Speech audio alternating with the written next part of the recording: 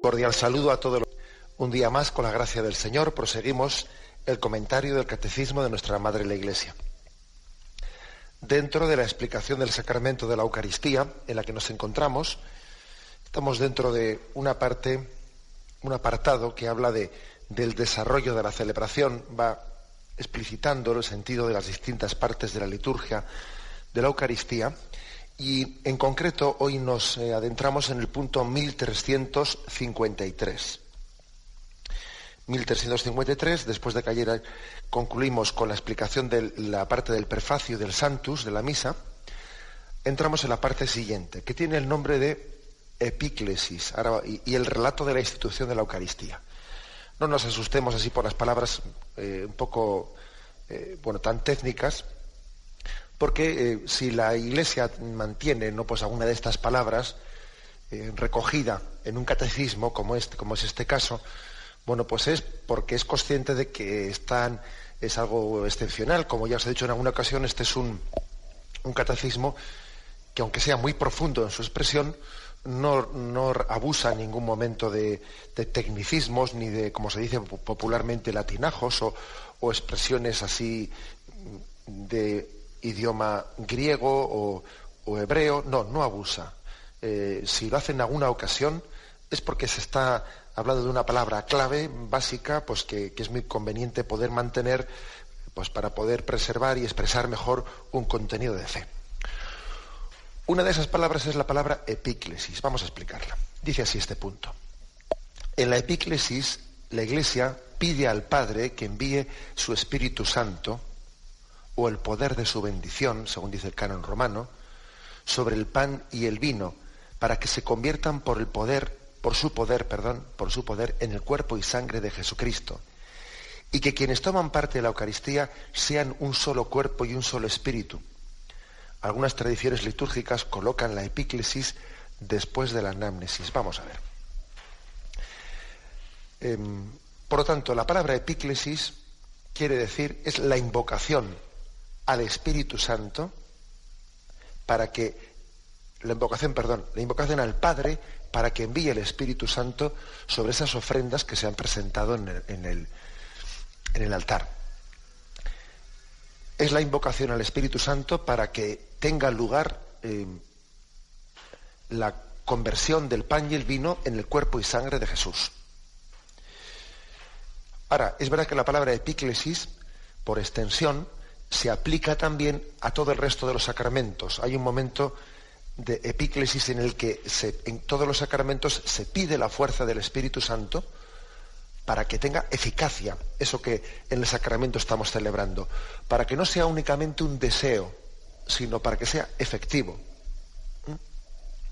En todo sacramento hay, dentro de su liturgia, una parte epiclética, es decir, la invocación al Padre para que el Espíritu Santo sea enviado y haga efectiva esa palabra. La parte, sin duda alguna, el sacramento en el que esto se ve más claramente es el sacramento de la Eucaristía. El sacerdote, después del Sanctus, él abre las manos, mira al cielo, mira al Padre y pide al Padre que envíe el Espíritu Santo. Puede haber alguna...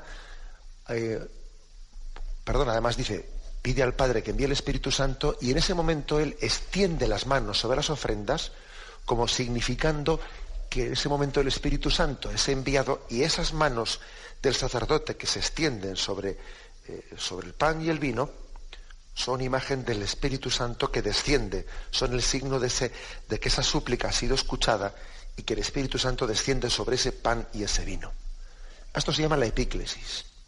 En ese momento, además, el pueblo de Dios se pone de rodillas porque sabe que está asistiendo a esa acción de Dios, acción de salvación de Dios, en la que Dios obediente a las palabras de los hombres, obediente a las palabras de la Iglesia, porque es que es impresionante el hecho de que Dios sea humilde, sea obediente, y entre comillas, se someta a esa obediencia de haberse quedado ligado con nosotros a ese rito sacramental. Y Dios responde siempre que le invocamos. Cuando le invocamos pues, a través de un sacerdote santo, y cuando también le invocamos por sacerdotes pecadores, Dios responde a esa llamada y envía al Espíritu Santo para que tenga lugar allí esa consagración. Por lo tanto, la epíclesis es el momento que después del Sanctus, aunque hay una cierta diferencia entre una plegaria eucarística y otra, en la plegaria eucarística, en la segunda, en la tercera y en la cuarta, pues es muy similar. Os lo voy a leer, os sonará inmediatamente. Dicen estas plegarias: Santo eres en verdad, Señor, fuente de toda santidad. Por eso te pedimos que santifiques estos dones con la efusión de tu Espíritu. Extiende la mano sobre ellos para que sean cuerpo. Esa es la segunda. La tercera: Santo eres en verdad, Padre, y con razón te alaban todas tus criaturas. Continúa un poco y dice: por eso te suplicamos que santifiques por el mismo Espíritu estos dones que hemos separado para ti. La cuarta plegaria: te alabamos, Padre Santo, porque eres grande, porque hiciste todas las cosas con sabiduría y amor. Bien, es más largo la invocación, pero luego dice: por eso, Padre, te suplicamos que por este mismo Espíritu. O sea, como vemos, las plegarias eucarísticas son muy similares en que después del Sanctus, inmediatamente después, se invoca, se le pide al Padre que envíe el Espíritu Santo sobre el pan y el vino para que los transforme en el cuerpo y sangre de Jesús. Un poco distinto es la plegaria eucarística primera, el canon romano, que solemos rezarlo menos los sacerdotes. La verdad es que es una pena que lo tengamos un poco olvidado, este canon romano, que es el más antiguo en la Iglesia. Y posiblemente lo utilizamos menos, pues porque es más largo y porque tenemos miedo de que a veces, pues de que la gente se incomode. Pero no, si son unos pocos minutos más, pero poquísimos, ¿no? Sería hermoso que también utilizásemos con más frecuencia la plegaria eucarística primera, que es la más antigua. Bien, en esta plegaria eucarística primera hay una forma un poquito distinta de decir lo mismo. En vez de decir envía, Padre, el don del Espíritu Santo, dice: bendice y santifica, oh Padre, esta ofrenda, haciéndola perfecta, espiritual y digna de ti, de manera que sea para nosotros cuerpo y sangre de tu Hijo amado, Jesucristo nuestro Señor. Se dicen estas palabras después de que el sacerdote ha extendido sus manos sobre el pan y el vino, y dice: bendice y santifica, haciéndola perfecta, espiritual. Se está hablando, por lo tanto, de la transustanciación del pan y el vino en el cuerpo y sangre de Jesús en estos términos. Bien, por lo tanto, las palabras son muy similares en una plegaria eucarística o en la otra. Son muy similares. Ahora, aquí lo importante es el contenido. El contenido, pues es, sin la fuerza del Espíritu Santo, los sacramentos no tienen esa fuerza de realización. Es decir, la Iglesia no puede realizar un sacramento solamente con recordarlo, solamente con quererlo. No, hace falta una intervención directa, una intervención del Dios Altísimo. Cada vez que celebramos un sacramento hay una especie de nueva, entendedme esta palabra, que luego pues que utilizamos una palabra un poco atrevida, ¿no? Pero bueno, en cada celebración del sacramento hay una especie de nueva encarnación en la que el Espíritu Santo de nuevo es enviado para hacer presente a Jesucristo. Lógicamente decimos esta expresión pues en un sentido pues literal y estricto, pero sí en un contexto sacramental. En verdad se puede decir que en cada celebración del sacramento, de nuevo el Padre envía al Espíritu Santo para hacer presente a Cristo entre nosotros por un medio sacramental. Es como si estuviésemos asistiendo en ese momento de nuevo al misterio de la encarnación. Fijaros lo que es el momento de la encarnación en el que María está recibiendo el don del Espíritu Santo, que ha sido enviado por el Padre al seno virginal de María y que por su acción y por su poder forma en su seno a Jesucristo. Pues bien, María es la imagen de la Iglesia. Y una vez más la Iglesia recibe también, enviado por el Padre, el Espíritu Santo, para que en su seno, en los sacramentos, a través de los sacramentos, vuelva a hacer presente a Jesucristo. La epíclesis, pues, no es casualidad que nos pongamos de rodillas en ese momento. Nos ponemos de rodillas en ese momento porque barruntamos, porque tenemos conciencia de que se va a hacer presente Dios, que es un nuevo misterio de encarnación, y adoramos, como si estuviésemos en Nazaret, presentes en el momento de la anunciación del ángel a María.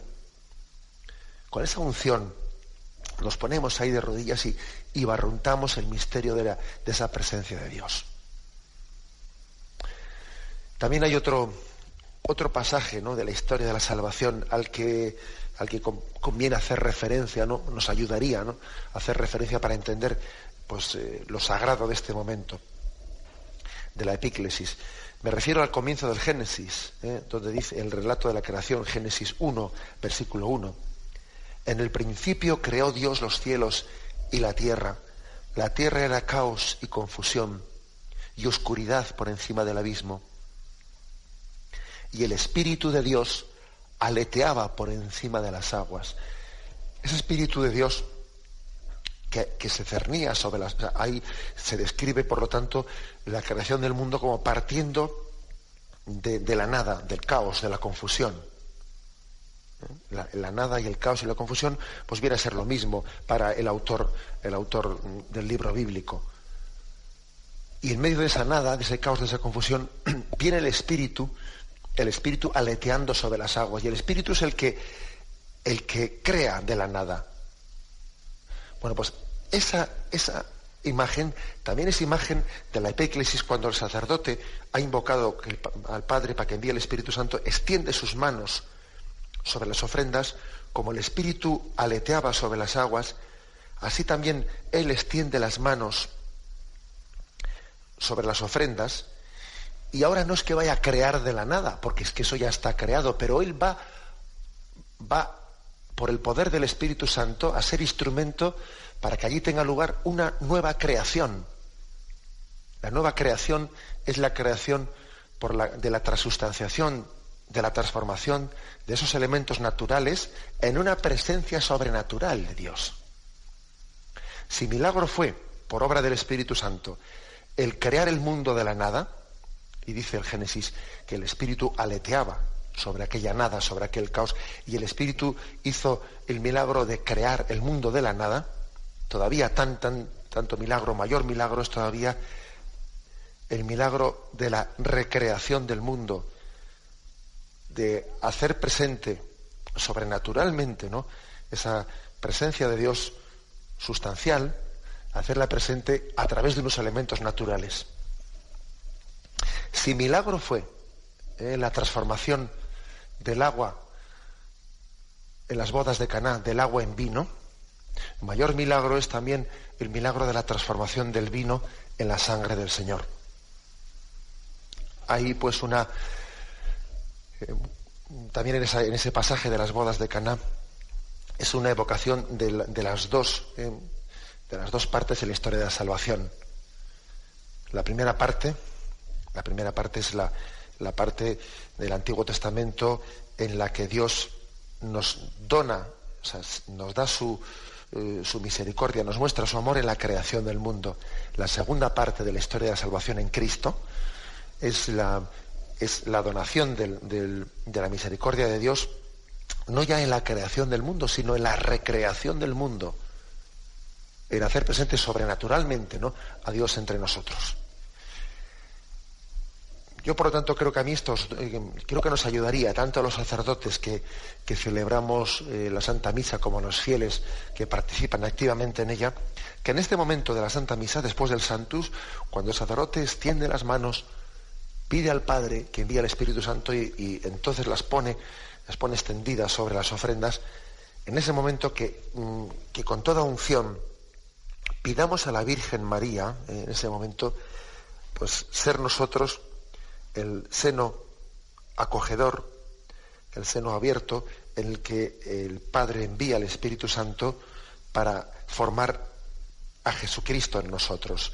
Igual que en esas especies del pan y el vino está teniendo lugar el milagro de la transustanciación, que ese momento de la epíclesis nos abra también a que el don del Espíritu Santo sea fundido, bueno, pues evidentemente en primer lugar se infunde en el pan y el vino, ¿no? Pero para que también nosotros participemos de esa transformación en Cristo. Creo que la Virgen María desea ser invocada y desea interceder, igual que intercedió en las bodas de Caná, en ese milagro de la transformación del agua en vino. También ella quiere interceder, intercede de hecho en ese milagro de la Santa Misa, que es un milagro de presencia de Dios y de transformación de los elementos naturales que son el pan y el vino, de transformación en el cuerpo y sangre de Jesús. A esto se le llama pues la epíclesis. Es el momento que precede a la consagración, y de esta manera es descrito. Bien, nos despedimos con la bendición de Dios Todopoderoso. Padre, Hijo y Espíritu Santo descienda sobre vosotros. Alabado sea Jesucristo.